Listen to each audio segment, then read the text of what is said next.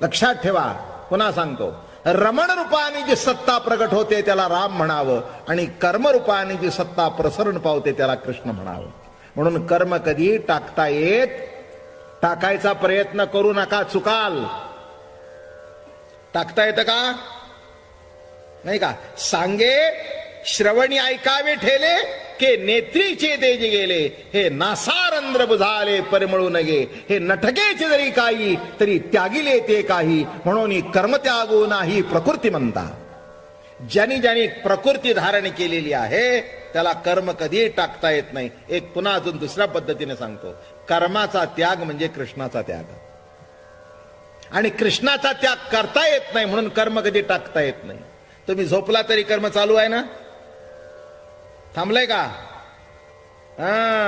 तुम्ही झोपता पण आतलं पोटातलं कर्म अन्न पचन करण्याचं चालूच आहे.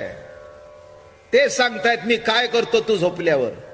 प्राणापानाची आजोळ भाती, फुंक फुंको होराती, आणि अटी तसे नेणो किती उदरा माझी.